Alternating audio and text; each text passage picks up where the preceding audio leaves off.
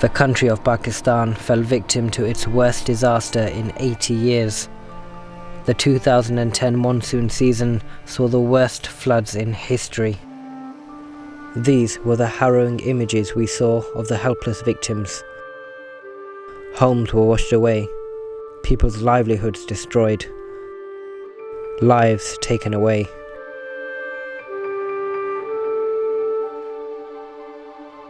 As time passes, it's sometimes easy to forget the harsh realities the people of Pakistan are still facing.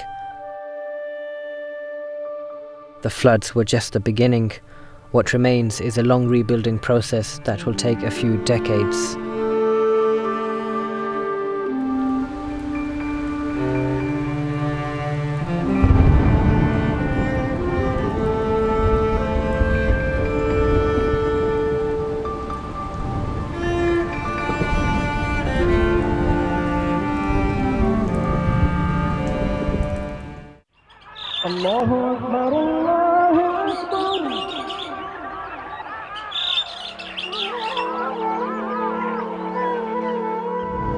I've come to Pakistan to see the beginning of the rebuilding process.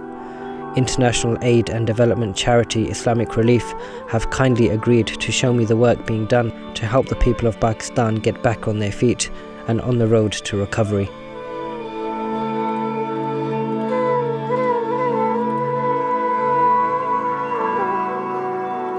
This is Islamic Relief's headquarters in Islamabad. The scale of this disaster was truly staggering. To fully comprehend the enormity of it, I wanted to learn more about the details of the floods from those that were actively involved. And because these floods were unprecedented, so you don't expect that, but definitely you need to be ready for. We were briefed here on the current situation in the flood-affected areas and told about the various relief projects currently in place. It gave me a good grounding on what to expect over the coming days.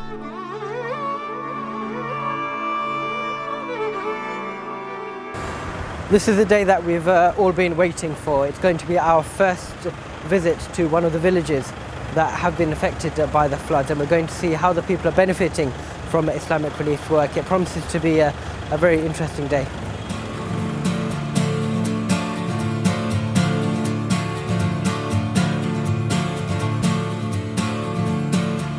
My first visit was in the northwest of Pakistan, in Khyber Pakhtunkhwa, also known as the KPK province. Just under 4 million people were affected here. It was the first area hit by the floods. I had heard a great deal about the work being done, so was eager to see it for myself. En route, we passed the Indus River.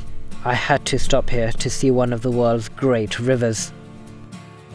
Originating from the Himalayas of Tibet, its 2,000 miles journey flows through India before making its way through Pakistan, and it was this river that carried the flood waters, eventually overflowing and causing catastrophic consequences.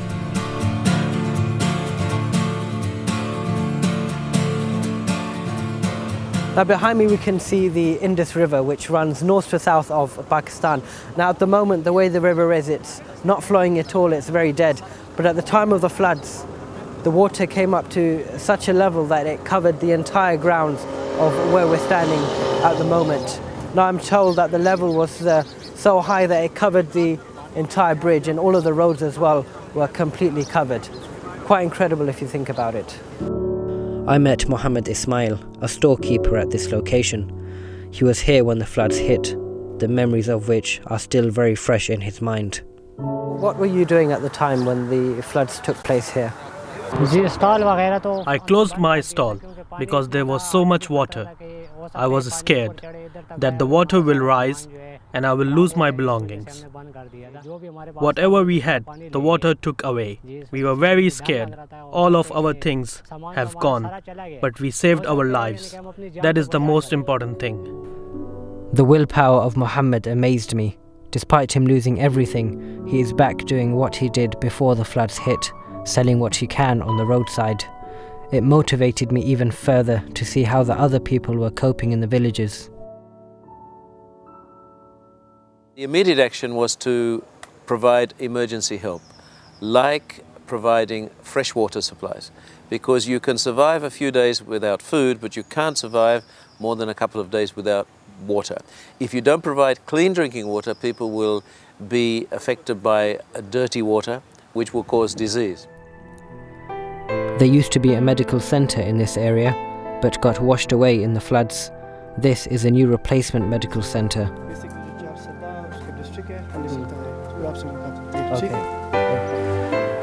We've come to one of the health clinics in Jar Sada. Now Jar Sada is it's like a borough, if you like, and Nisata is a place in that borough. And this health clinic is here, which Islamic Relief have set up.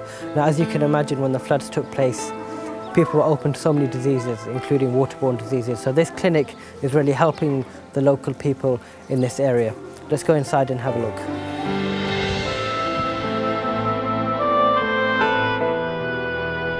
I met with Dr. Atullah here. He explained to me the running of this centre and how the floods affected the area of Jar Sada.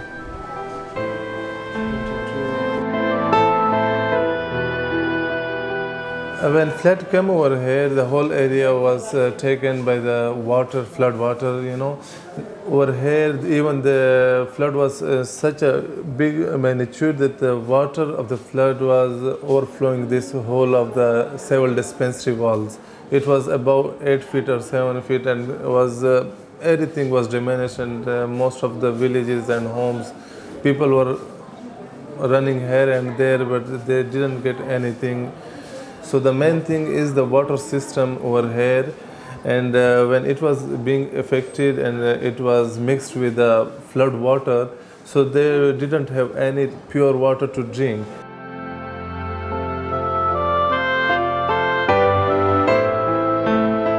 I also met with Dr. Hamira Attar. She explained to me the implications of the floods and what has been done to help the people's situation. Whenever a disaster occurs like floods, there is mass displacement. Whenever displacement occurs, then people are in crowded places. They don't have safe water. So there was a great risk of waterborne diseases like diarrheal diseases, dysentery, cholera, typhoid, hepatitis. And apart from these, it was a rainy season plus it was summer. So skin infections, scabies, all these things were common at that time. Like Islamic Relief responded very rapidly to the floods. Like they deployed medical teams, they conducted medical camps. Initially they conducted regular medical camps. Now we are supporting CD Nisata here. Like we come here for about 3 days a week and we do mobile camps twice a week. So we conducted free medical camps. Islamic Relief had female doctors, male doctors, the LHBs and the medical technician. They conducted general OPD and provided free of cost medicine. It was so encouraging to see at first hand the benefits of these medical centres. It not only gives these people medical attention, but the reassurance that Islamic Relief are there to support them through this difficult time. We chose, first of all, to operate in KPK because that was the area first affected. Then the floods actually moved very slowly, about 15 kilometers a day. So it gradually got worse. So then Punjab was affected, and then Sindh was very badly affected. This is Janlunda in the KPK province, one of the villages that is being helped in its redevelopment. It's a beautiful village with a population just shy of 1,100 residents. It's a tight-knit community with real inner strength.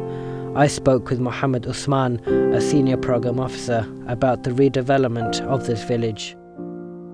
So this particular village that we're in now, what were the main projects that you set up here? This is Janlunda. It consists of 120 houses and almost 1/3 of the total houses or 2/3 of the total house has been damaged, and more than 80 houses were damaged. Yeah. And we constructed 84 shelters, permanent shelter here. Now how far are we in that process? Are we close to completion? We completed 84 shelter in 45 days, and alhamdulillah we completed all the activities for this village. Now you mentioned the 84 houses. From those 84 houses, how many people are living there? More than 1,000 people are living here in these 84 shelters. Wow, that's quite incredible. So all houses have been filled? Exactly. An amazing job.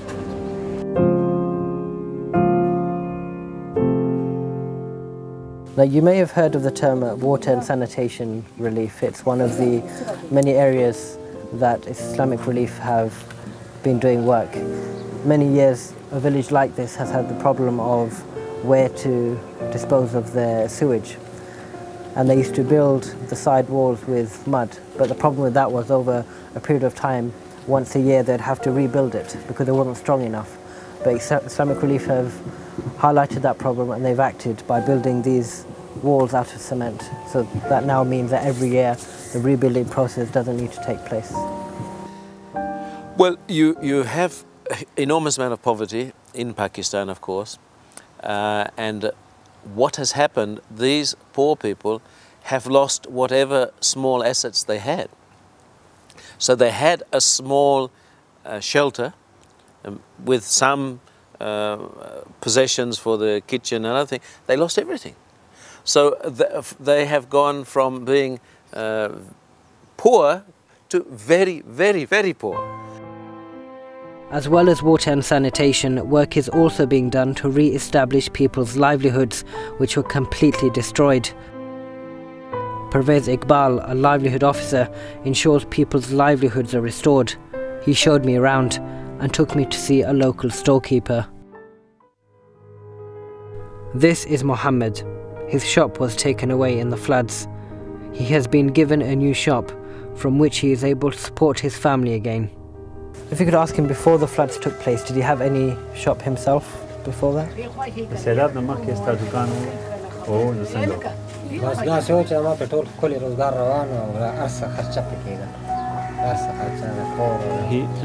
He's telling that I have a shop for flood that was enough to run my family expenses. That was in a good condition, but when the flood came, all the shop items that was flooded. So the floods took everything away? Yeah, everything was destroyed? Yeah. Okay. Now, Islamic Relief have helped him with this new shop. What does he feel about this new place?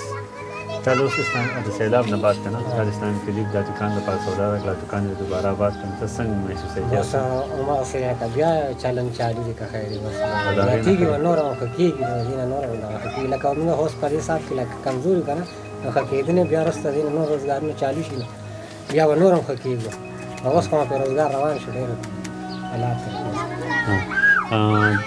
he is telling that after flood Islamic Relief came here. They assured him that we will help you in rehabilitating your shop.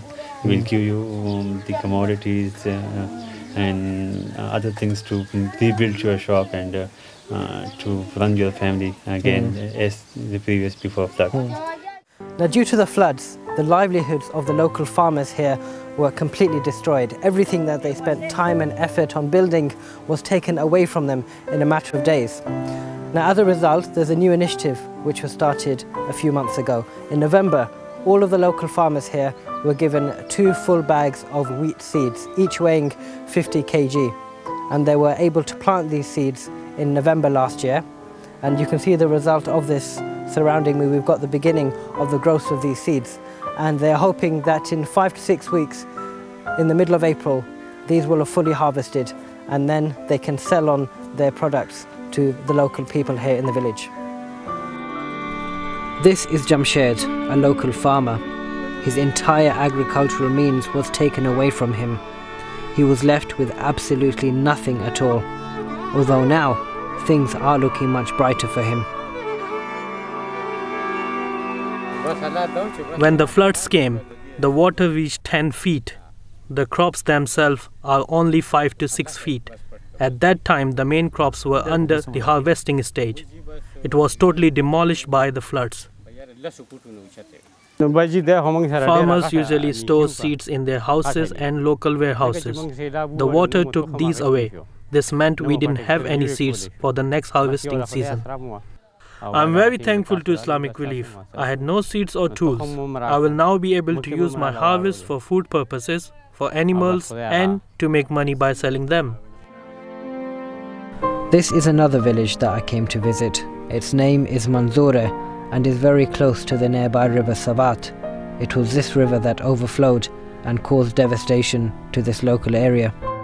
Now, so far we've visited many villages and we've seen the redevelopment program, and much of those projects are nearly completed, but this is one of the projects which has just begun and it will be completed in the very near future. Shabazz is 8 years old. He is from this village.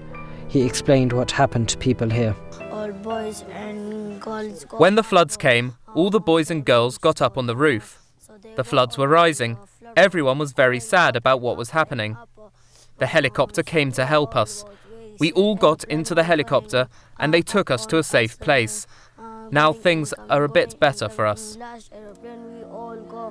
It was fantastic to see young children with a rich understanding of what happened here.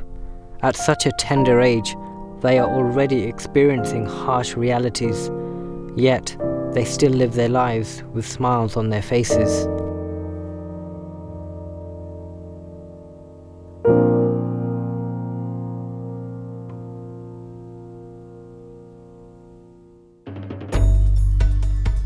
The following day, I went to see another village in the KPK area. Its name is Ajabagh, 80 miles west of the capital Islamabad.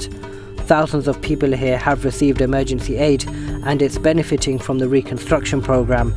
Schools, wells and hundreds of houses have already been built. Efforts to rehabilitate land and the provision of livestock are well underway.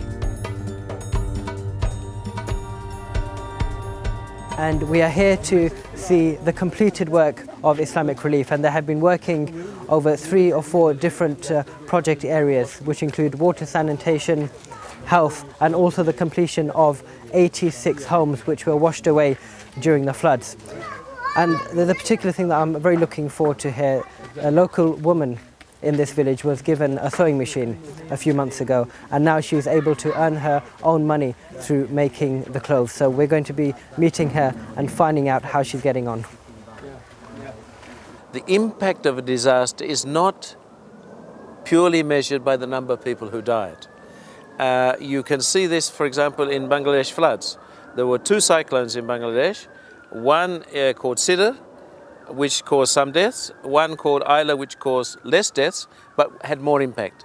So the floods have had an enormous impact on housing, on livelihood of already poor people. I saw some devastation on the ground. People, they were short of food, shelter, and the conditions are not very helpful.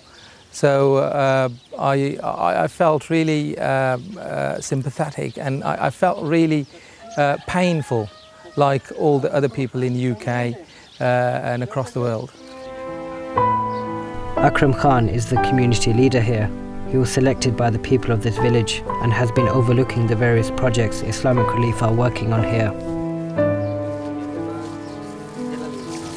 Islamic Relief वाले आए थे, हमारे committee मौजूद थी और हमने उसको बताया कि हमारे घर गिर गए हैं, हमारा ये मुतालबा था कि घर गिर गए हैं और लोग परेशान हैं, तो उसने कह दिया कि हम आपके लिए एक मकान बनाएंगे एक घर में, और हमारे लिए ये उसने तकरीबन 86 घर बनाए बाथरूम समेत।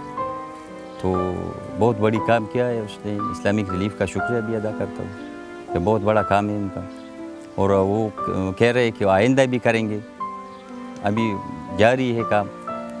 नुकसान तो बहुत ज़्यादा हुआ है, गंदम भी ख़त्म हो गए और जेवर भी ख़त्म हो गए, घर भी तबाह हो गए, वो फर्नीचर सारा कुछ। तकरीबन एक बंदे का एक घर में तकरीबन 3-4 लाख रुपए नुकसान तो हुआ है, वो छोटे घर में। अगर जब हम तो ज़्यादातर जॉइंट फैमिली में रहते, इकट्ठे रहते, तो हम बड़े घर का तो बहुत ज़्यादा हुआ है। वो तकरीबन 76 बंदों को ज़मींदारों को दिए थे और हमने लगाए थे, हमने खेतों में अभी मौजूद है, तकरीबन 2 महीने तकरीबन उसमें रहते।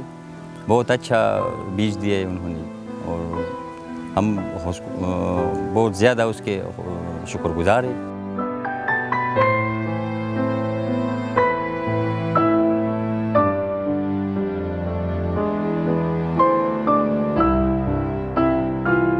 We talked a little while ago about a woman in this very village that was given a sewing machine. Now, using this sewing machine, she is now able to earn her own money by selling the very clothes that she now makes.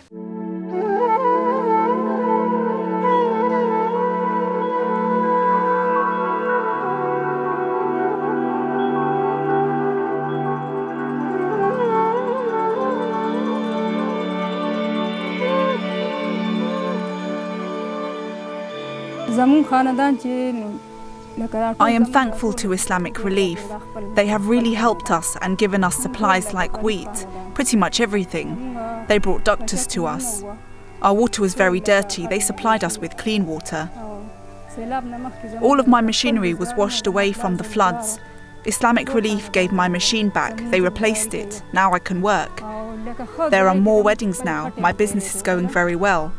I'm able to make money. Day and night, I keep sewing to make a living for myself. I'm now able to support the rest of my family.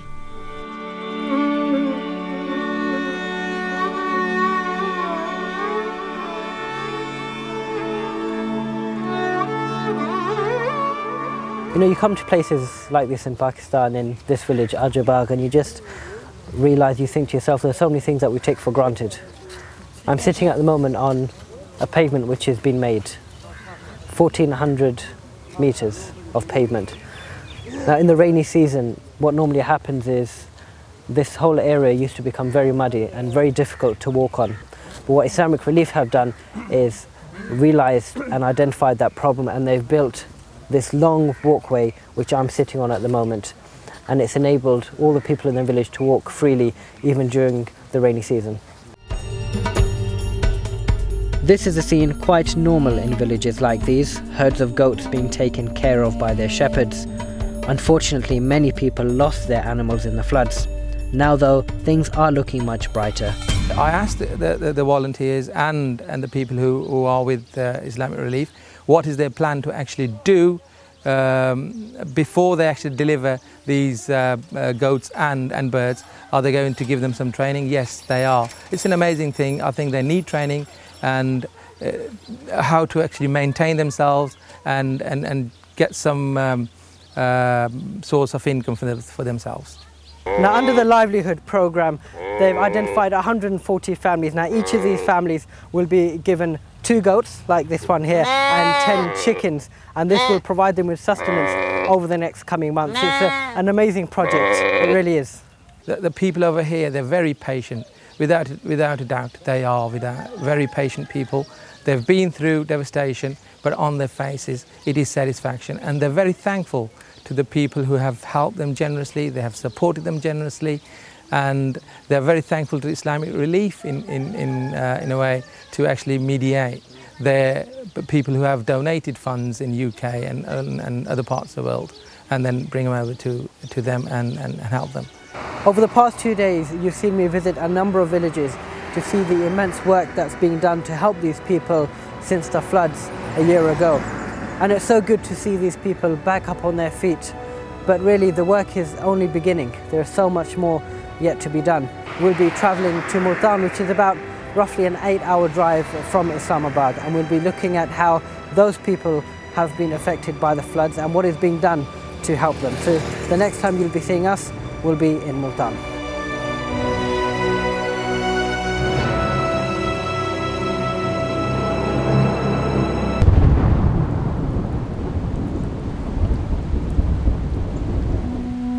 The Punjab province experienced intense flooding. Economically, it was highly destructive. Much of the flooding affected areas which were agriculturally productive. Approximately 6 million people were affected across 11 different districts. Over 300,000 houses were destroyed, and a further 200,000 were badly damaged.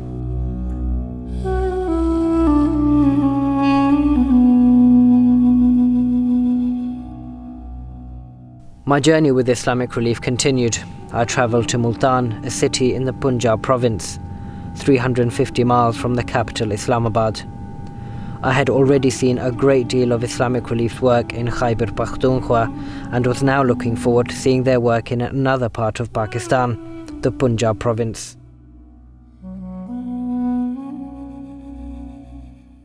My first visit was to Islamic Relief's base in Multan.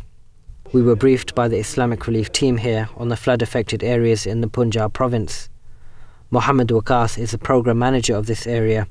He was also going to accompany us on our visits to the villages. Having been briefed on the affected areas here, I made my way to the area of Muzaffargarh, one of the 2 hardest hit districts situated in the heart of the Punjab province. Due to the severity of people's situation here, a lot of assistance has been given to the residents of Muzaffargarh. I was looking forward to seeing the new developments here. I've come to this village here, which is not too far at all from Multan. The name of this village is Zor, which is in the area of Muzaffargarh. Now, I'm particularly looking forward to having a look at the redevelopment of this village because it's a completely different area to the ones we visited in the KPK province. So I want to see and compare the work that's being done here to the ones we've seen previously. Providing the residents of this village with new houses is paramount within the redevelopment plan. I went to one of the construction sites where houses were being built.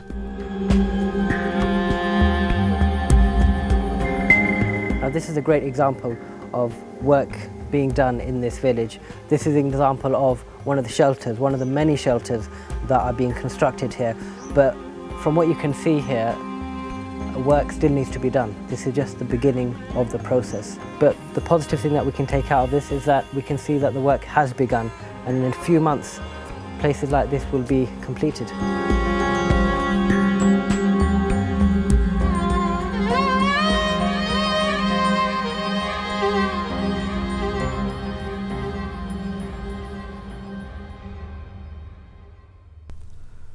When villages like these experience a disaster of this scale, it's so important to stick together and come through these calamities as a community.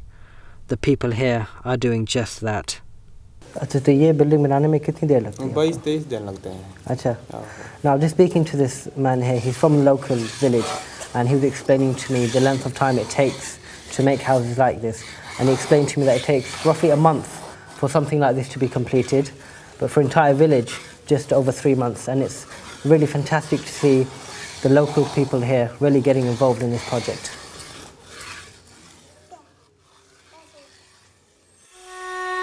The floods of 2010 resulted in a number of canals being breached. This was one of them, Muzaffargarh Canal. Its protective embankment had no chance of withstanding the immense waters. Now, correct me if I'm wrong, but I believe Pakistan has the biggest canal system in the world. Is that right? Yeah, you are right. And this canal that we've come to here, before the floods, what did the local village people use this for? Before the flood, like the people, they were using this water for cultivation and for watering the crop and things like this. And like in Punjab, the canal system is very famous in the world, and that was the main reason for flooding all the villages. And like this canal, the people they were using for irrigation, and when the water from Chenab River came to this canal, so it broke the safety walls and the water into these villages. So where we're standing at the moment, this whole area was completely covered? Yeah, it was covered with the water, and about 5 to 6 feet of water was there in this village. And the people in this village, mostly they are living in the mud houses, so when water came to the villages, so everything gone with that water. So how are people coping now? A year on? In the initial days of emergency, like people were living used on the main roads, and so like they were receiving some relief goods from the people. But now, then the people came back to their villages, and now Islamic Relief are providing them with permanent shelter. So nowadays the people are living there. Right. And most of our works are in progress. So inshallah, by the end of month, we will complete this village.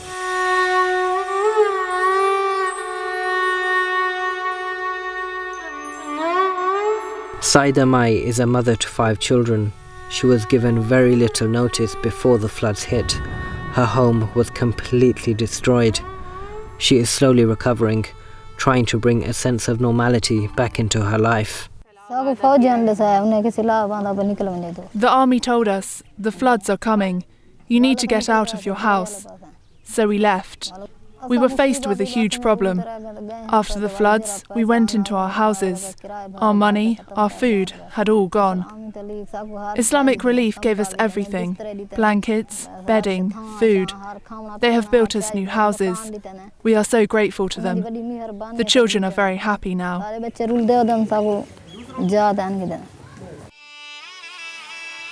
With any disaster, it's vital that the basic needs of people are met. Islamic Relief are providing essential aid to villages like these. I went along to witness one of the many aid distributions. This particular one was in a village in Muzaffargarh. This is the main area of the distribution centre.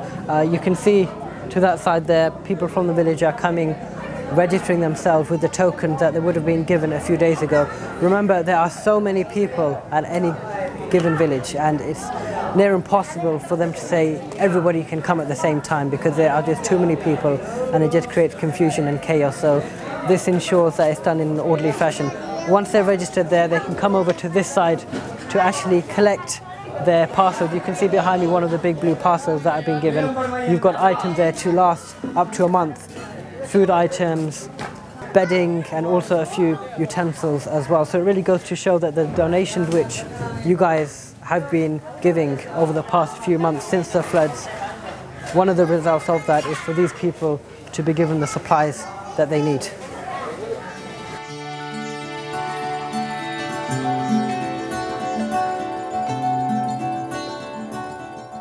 Islamic Relief have received donations for the Pakistan floods from all around the world, including the United Kingdom. Iqbal Bana, Hanif Mayat and Ayub Khan have helped raise an excess of £100,000 from the British communities of Batley, Rochdale and Bradford. My initial thought was, we were around the TV, me and my family, when we saw the first images of the flood and the devastation that it has caused, and we were glued to our TV. I saw the pictures of the floods hitting the northern area of Pakistan. I myself come from that area. I myself am a Pashtun, and the majority of the people who were hit by the initial flood were Pashtun themselves. And when I saw those pictures on TV of people just being dragged away in the, in the water, young men, old men, children, and I saw the damage caused, something touched me. Obviously, when I saw the floods for the first time, it really choked me. The whole devastation, the suffering that people went through. And you saw these pictures of children and elderly and, women all trying to save themselves desperately from this huge water that was coming through, dragging everything behind them. And we chose, we chose that Islamic Relief would be better organization to serve our purposes, and they will take it to the heart of the people that were affected by the floods, which was the main aim of our project. I decided what I wanted to do is that collect as much money as I can and hopefully either go myself or give it to a reputable charity that will actually distribute the money. It really made you feel completely helpless at one stage. And then you wonder, well, you may not necessarily be helpless, you might be able to do something.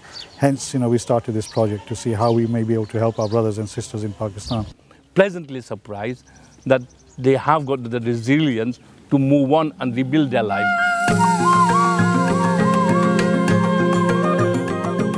The donations raised by Iqbal, Hanif and Ayub were used to provide the people of this village with wheelchairs, fans and beds. These are all essential day-to-day needs, but for so many people here, the floods meant that they simply had to survive without them. It emphasises further the immense work that is being carried out here, and these efforts will continue into the distant future as Pakistan begins its journey to rebuild again the lives of millions of people.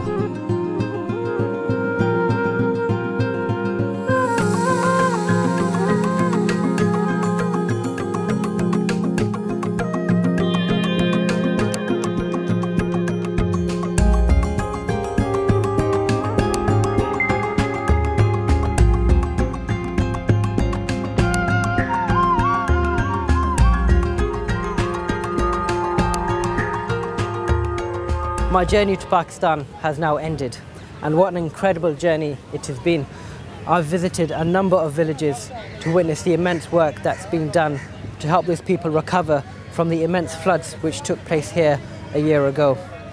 Walking around these villages and talking to these people, they have a real smile on their face, and at the same time they seem to be very content.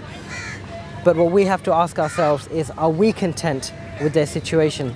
Because the truth is, there is still so much work yet to be done here.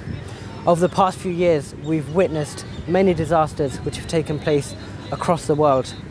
And one thing that we have to remember is that what happened here in Pakistan is no different to the others.